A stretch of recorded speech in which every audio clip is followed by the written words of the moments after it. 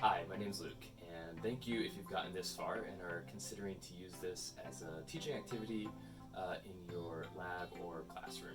And I hope that it's entertaining, I hope that it's educational, and inspires some of your students to seriously contemplate a career in the STEM fields as a way to help society.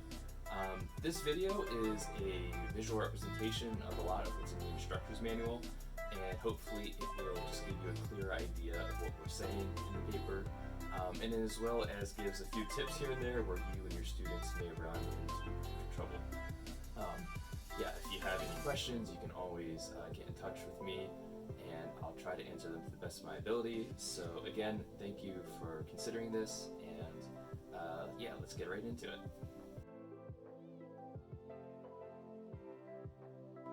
So thanks for tuning in. Hopefully we can help walk you through the process. It's straightforward, but there's a few things to just keep in mind. We highly recommend that you use the pen, the Jelly Roll Sakura 1mm. We tried multiple other brands prior to this, but none of them worked quite as well. And this came from reference 1, which is pen on paper, flexible electronics. So it works very well, and if you want to try to ensure as smooth as lab as possible, we recommend that. The next thing you're going to need is just pliers, some kind of wooden dowels to push the paper towel through to clear out the ink, something to collect the ink in. This is just for when you use the plastic wash bottle to remove the excess ink in the nib in the cartridge. And then the paper towel is for just pushing out the ink. Something to keep in mind, even though this is a relatively benign portion of the lab, always use gloves, just a good reminder for students as they start to work with the more serious chemicals in the synthesis and purification stage. Finally, glasses, safety glasses, and make sure the students have some kind of long shirt on, and closed shoes like sneakers. So the first thing we're going to do is we're going to disassemble the pen. In the paper we mentioned this outer part is called the barrel, the ink holding section is the cartridge, this plastic tip, and then this is the metal nib. So what we want to do first is it's easiest to remove the metal nib.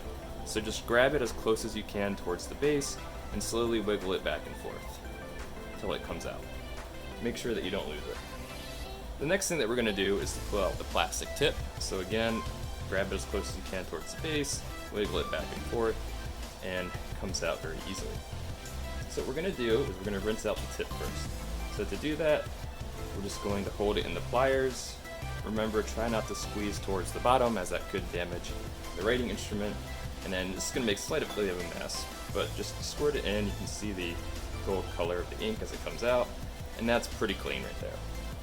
So we're going to put this here, try to keep track of it, we don't want to lose it, and then we're going to remove the ink next. So what we do, you can take it off by hand, maybe not, or you can use pliers. It's going to make a little bit of mess. And then what we're going to do is just grab a little piece here, not too much, just enough to make it into a little bit ball. And then we're just going to, kind of like you would with a cannon and a charge, put it in and then push it through.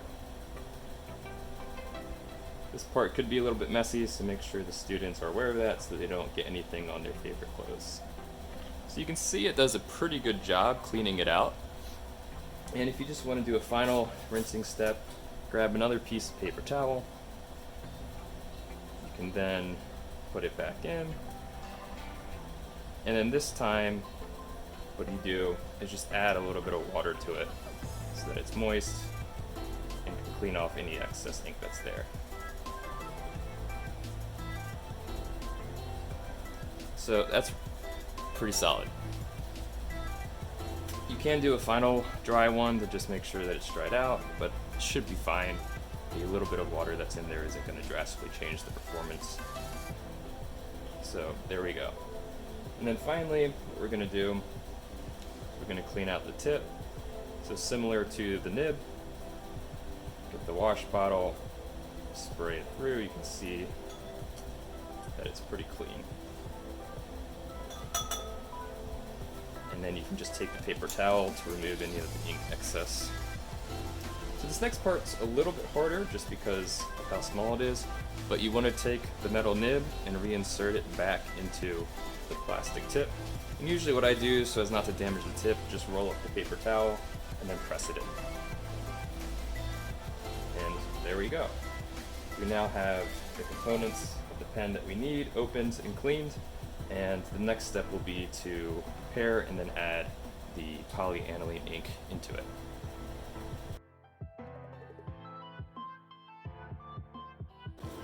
So the next part is going to be putting the ink into the cleaned pen. We have kind of an optimized ink here already. For your students, something that they can do during the optimization process is to look at the ink that was used in the first place, and you might try to match the viscosity of your ink that you make with that's already in the pen, knowing that this works. So here what we're going to do is we just need a pipette. So we soak up some of our ink, and then make sure that you put this on the tip where the plastic tip is. You want to put that in here. So you just place it in and slip up. So more here. Turns out.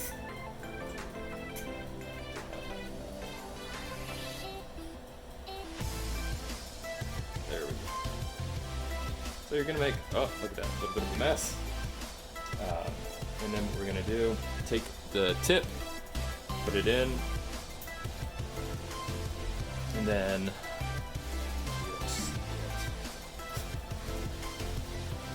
a paper towel to wipe it clean, and then tap it. I don't know if you can see this, but just tapping it a few times on the side of the table to get any trapped air at the bottom out.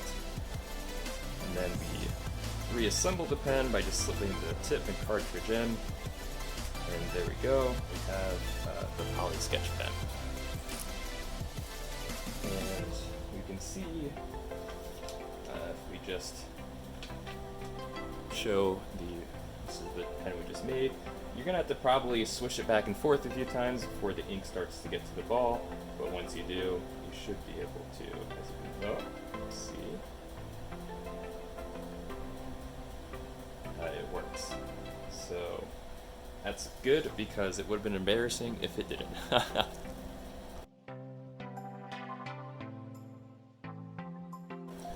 Okay, so we've made the pen, and the final portion of the activity will be probably generating the devices or any artwork that the students may be inspired to do.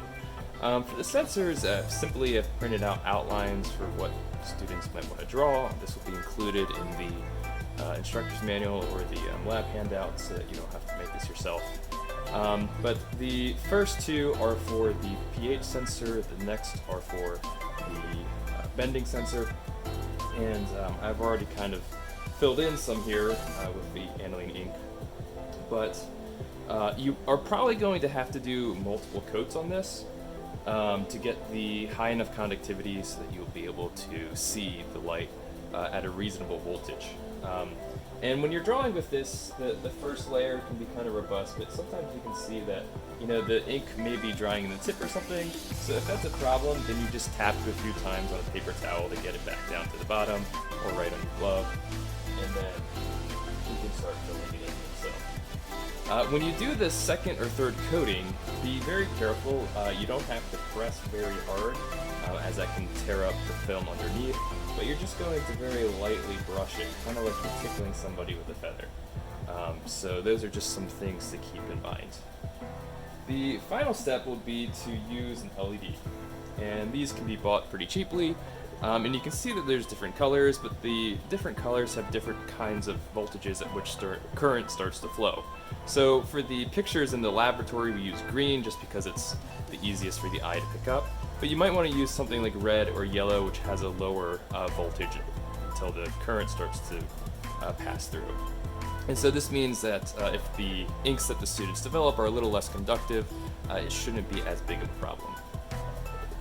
Something else to note, when you have the LED, you have one leg that's a little bit longer, one that's a little bit shorter, and the one that's the longer color will be attached to your red current lead from your power supply, and the one that's shorter will be the ground, so black.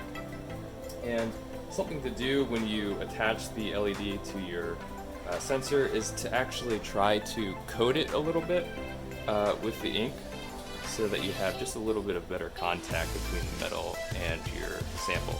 And so what you would do then is you would just place this down and put a piece of tape to snugly press it into the film. We can use Scotch tape, any kind of tape will work for this. And then that's, I think, all the tips for how to make these sensors.